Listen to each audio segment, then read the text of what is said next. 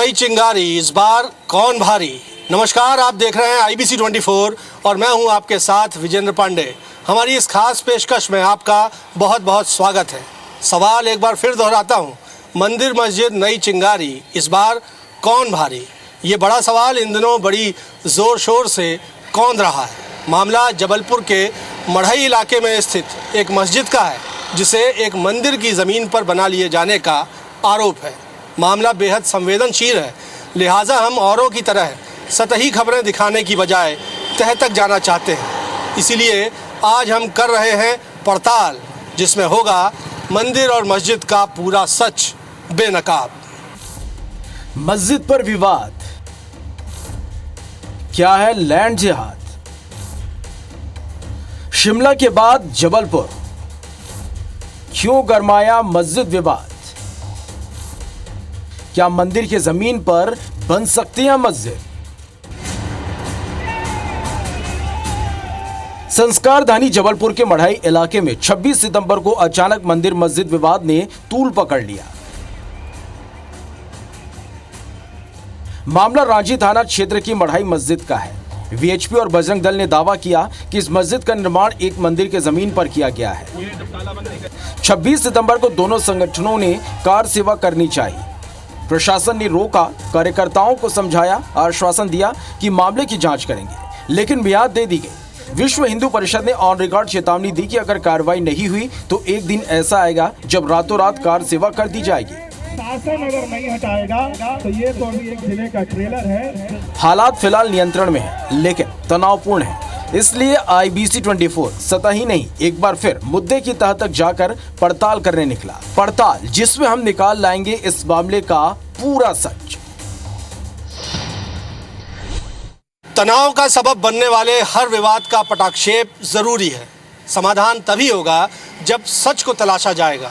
इसलिए हमने जबलपुर के मढ़ई इलाके में स्थित मस्जिद और उससे लगी विवादित जमीनों के राजस्व रिकॉर्ड भी खंगाले। जो सच सामने आया वो बेहद चौंकाने वाला है। विश्व हिंदू परिषद का आरोप है कि गायत्री बाल मंदिर के नाम से रजिस्टर्ड जमीन पर अतिक्रमण करके मस्जिद का निर्माण कर लिया गया। हमने इस जमीन के राजस्व रिकॉर्ड खंगाले। रिकॉर्ड को देखें तो पूरा विवाद खसरा नंबर 165, 169 और 170 का निकला। इसमें खसरा नंबर 165 की जगह 1076 वर्ग फुट जमीन मध्य प्रदेश वक्फ बोर्ड के नाम पर दर्ज है, लेकिन मस्जिद का निर्माण खसरा नंबर 169 और 170 में हुआ। खसरा नंबर 170 क्षेत्र में रहने वाले कोरी परिवार के नाम दर्ज है और खसरा नंबर 169 की 2052 वर्ग फुट जमीन गायत्री बाल मंदिर के नाम पर दर्ज है। विवाद इसी बात पर है कि राजस्व रिकॉर्ड में गायत्री बाल मंदिर के नाम पर दर्ज जमीन पर मस्जिद का निर्माण कैसे कर लिया गया। राजस्व रिकॉर्ड की हमारी पड़ताल बताती है कि मढ़ई इलाके में मस्जिद का निर्माण अपनी तय जमीन से इतर दूसरे खसरों की जमीन पर किया गया है। मध्य प्रदेश वक्फ बोर्ड की जमीन तो खसरा नंबर 165 पर स्थित है, लेकिन मस्जिद खसरा नंबर 169 और 170 पर बना ली गई। गायत्री बाल मंदिर और कोरी परिवार के मालिकाना हक वाले ये दोनों खसरे मढ़ई मेन रोड पर स्थित हैं, जबकि खसरा नंबर 165 जहां मस्जिद बननी थी वे मेन रोड से 40 मीटर भीतर मौजूद है। कोरी परिवार के सदस्य हमारा कैमरा देखकर घबरा गए। कैमरा बंद करने की शर्त पर ही हमसे बात की। बताया कि उनकी एक और जमीन मस्जिद के ठीक बगल में स्थित है। इस जमीन को बेचने के लिए मस्जिद कमेटी ने जमीन उन्हें ही बेचने की भी बात की, लेकिन उनकी जमीन पर कब्जा नहीं है। फिर ये परिवार राजस्व रिकॉर्ड में वक्फ बोर्ड के खसरा नंबर वाली जमीन पर क्यों रह रहा, इसका जवाब हमें नहीं दिया गया। मंदिर मस्जिद नई चिंगारी, इस बार कौन भारी। इसी सवाल का जवाब तलाशते हुए हम ग्राउंड जीरो पर तो पहुंचे ही, लेकिन हमारे हाथ बेहद अहम दस्तावेज भी लगे।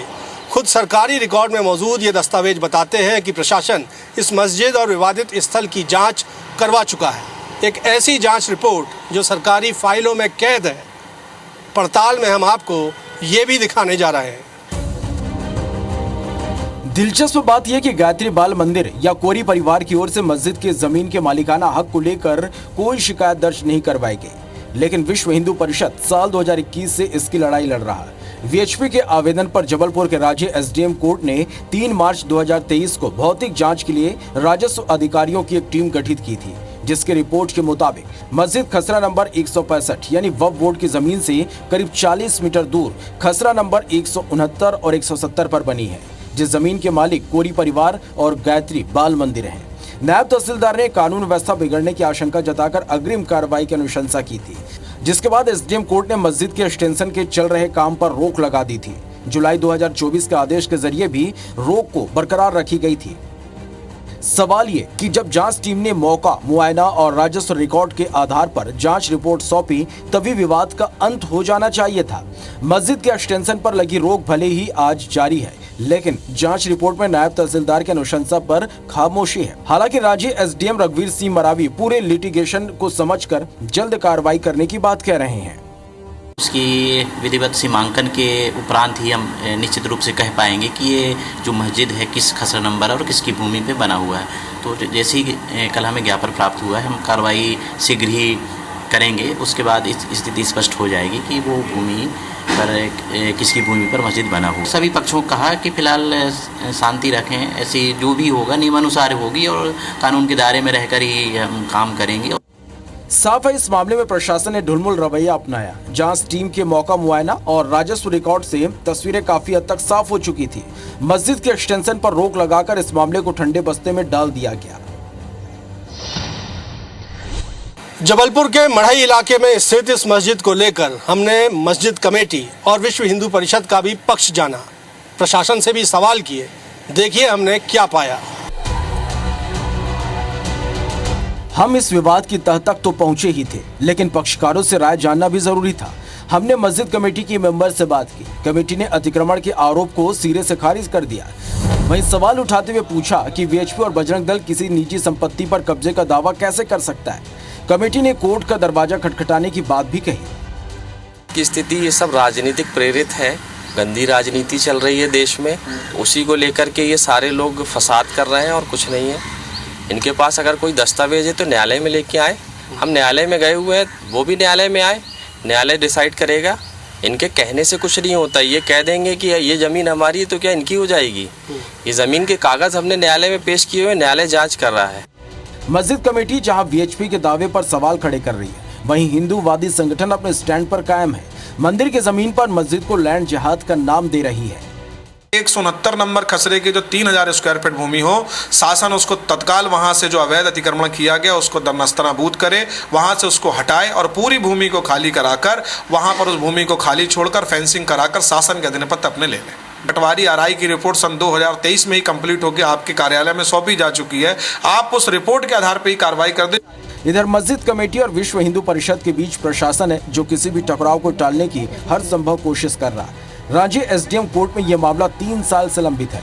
साफ है कि मामला बेहद संवेदनशील है। प्रशासन के ढीले ढाले रवैये के चलते इसने तूल पकड़ा, जिसे हालिया विरोध प्रदर्शनों से समझा जा सकता है। सवाल कई हैं जिनके जवाब पड़ताल में तलाशे जाने बाकी है।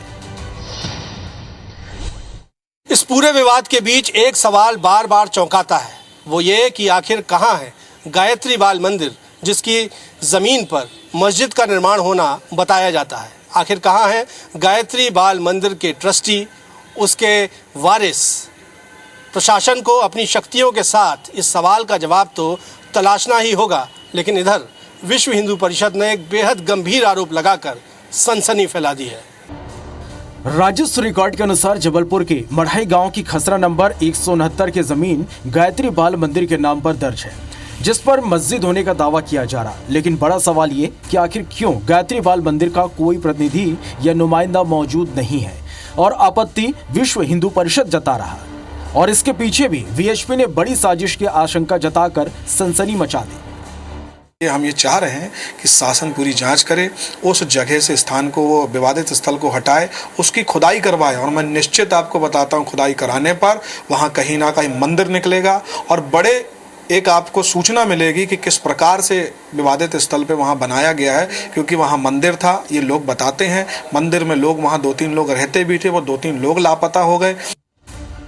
प्रशासन की इस मामले में लंबे समय तक कार्रवाई नहीं किए जाने की एक बड़ी वजह गायत्री बाल मंदिर के वारिसों की तलाश भी है।